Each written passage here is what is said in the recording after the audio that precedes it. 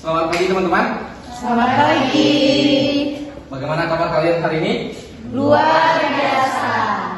Di sini kelompok 3 akan mempresentasikan hasil diskusi kelompok yang berjudul kompetensi sosial. Sebelum kita memulai kegiatan, alangkah baiknya kita saling berkenalan dulu. Baik, perkenalkan saya sebagai moderator dan sekaligus pemateri pertama, Saudara Sindrawan Eki. Untuk pemateri kedua yaitu Selvi Handayani. Untuk pemateri ketiga Devi Ramadhani. Dan pemateri keempat yaitu Eji Mawardini. Pada presentasi hari ini kami akan membagikan dua sesi. Sesi yang pertama sesi penyampaian materi. Untuk sesi yang kedua yaitu pertanyaan dari para audien. Baik, untuk materi pertama yaitu tentang pengertian kompetensi sosial.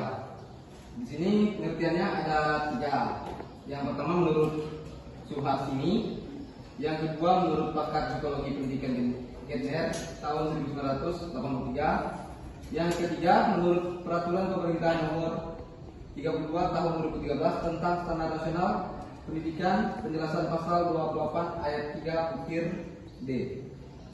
Yang pertama menurut Suharsini, kompetensi sosial berarti guru harus memiliki kemampuan berkomunikasi dengan siswa, sesama guru dan kepala sekolah beserta masyarakat.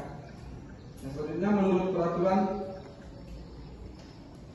pemerintah nomor 32 tahun 2013 tentang standar nasional pendidikan, penjelasan pasal 28 ayat 3 butir D.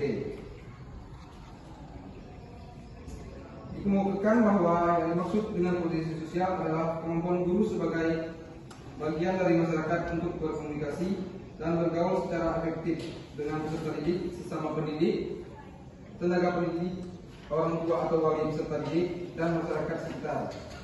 Kompetensi ini meliputi 4 indikator. Yang pertama, mampu berkomunikasi dengan secara efektif dengan sesama pendidik. Baik, selanjutnya di sini saya akan menjelaskan ruang lingkup kompetensi sosial guru. Nah, menurut Permendiknas nomor 16 tahun 2007, terdapat 5 kompetensi yang harus dimiliki oleh seorang guru. Yang pertama adalah kemampuan berkomunikasi dengan peserta didik dan orang tua peserta didik. Nah, jadi seorang guru harus memiliki keterampilan berkomunikasi baik kepada peserta didiknya maupun kepada orang tua peserta didik. Yang kedua, bersikap simpatik. Nah, simpati sendiri merupakan respon yang diberikan oleh seseorang dengan merasakan apa yang dialami oleh orang lain, baik itu karena perbuatan, perkataan, ataupun penampilannya. Selanjutnya, kompetensi guru dapat bekerja sama dengan Dewan Pendidikan atau komite sekolah. Dan juga dapat bergaul dengan kawan sekerja dan mitra pendidikan. Dan yang terakhir, kompetensi sosial yaitu memahami dunia sekitarnya atau lingkungannya. Nah, jadi penting sekali bagi seorang guru untuk memahami dunia sekitarnya agar apa? Agar guru dapat mengetahui informasi-informasi atau berita-berita aktual yang terjadi di sekitar lingkungannya. Nah, selanjutnya di sini saya akan menjelaskan aspek-aspek kompetensi sosial. Nah, aspek-aspek kompetensi sosial ini terdiri dari 3. Yang pertama ada kapasitas kognitif.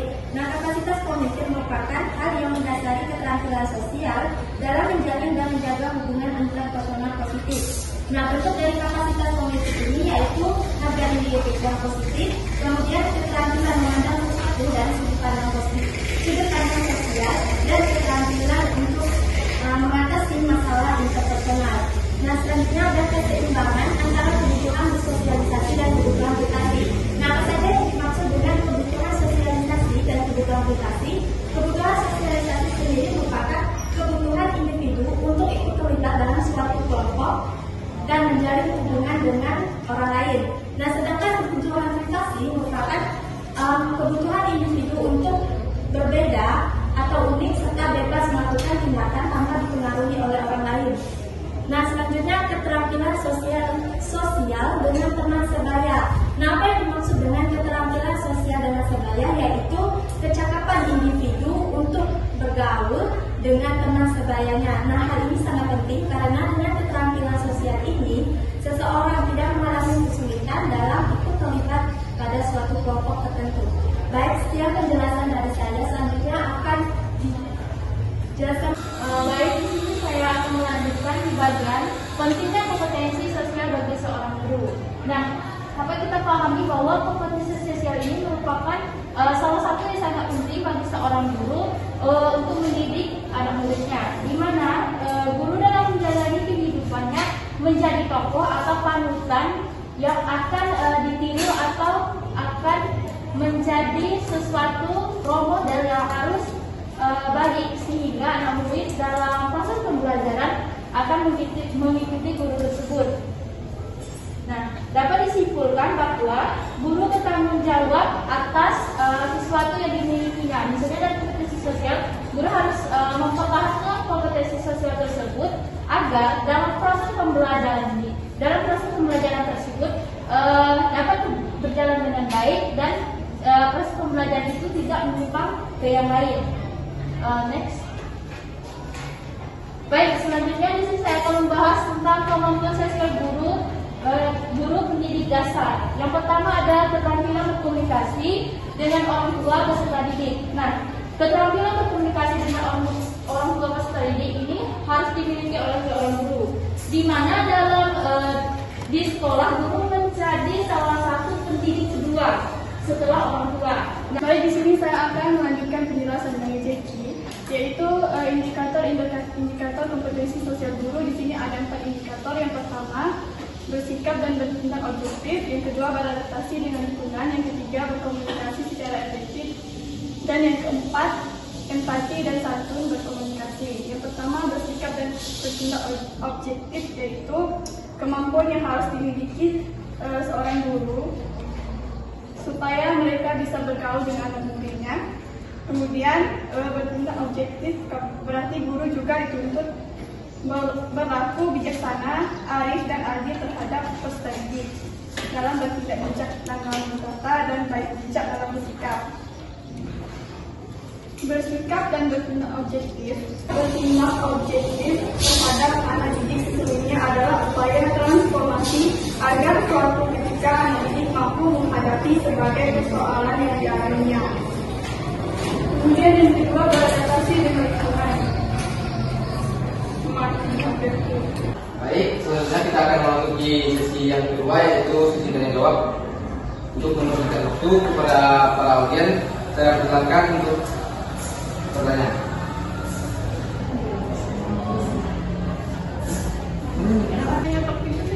Baik, kepada Teresa, saya persilakan.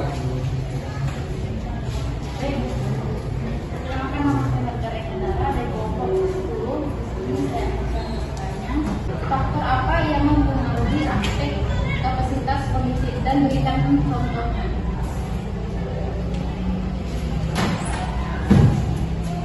Terima kasih kepada saudara yang telah bertanya. Selanjutnya saya persilakan kepada satu lagi audiens yang ingin bertanya. Baik, kepada dia saya persilakan. Baik, perkenalkan, nama saya Dominika Terkenalitia. Saya ingin bertanya, menurut pendapat penyaji, mengapa kompetensi sosial menjadi salah satu kompetensi yang harus dimiliki oleh seorang guru? Dan bagaimana cara mengoptimalkan kompetensi sosial seorang guru tersebut? Terima kasih. Baik, terima kasih kepada audiens yang telah bertanya. Untuk mempersingkat waktu, saya persilakan kepada pemateri yang ingin menjawab. Baik, di sini saya akan mencoba menjawab pertanyaan dari Margareta Dera. Pertanyaannya, faktor apa saja yang mempengaruhi aspek kapasitas kognitif dan berikan contohnya. Nah, faktor yang mempengaruhi aspek kapasitas kognitif yaitu keterampilan sosial seseorang dalam menjalin dan menjaga hubungan interpersonal. Contohnya, saya dan Reta memiliki pendapat berbeda dalam beberapa hal. Nah, bagaimana keterampilan sosial saya dalam menjalin serta menjaga hubungan interpersonal positif, yaitu dengan cara saya menerima apapun pendapat Reta, meskipun pendapat Reta itu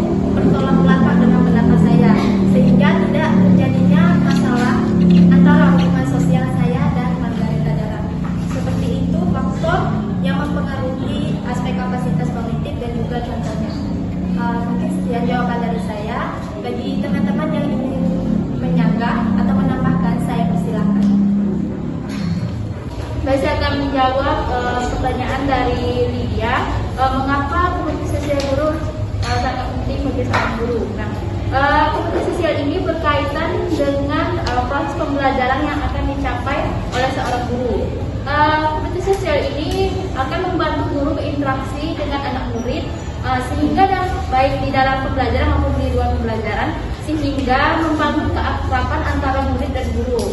Dan dalam proses pembelajaran tersebut, setelah kompetisi sosial itu terjalin dengan baik dengan anak murid, maka dalam proses pembelajaran juga akan tercapai.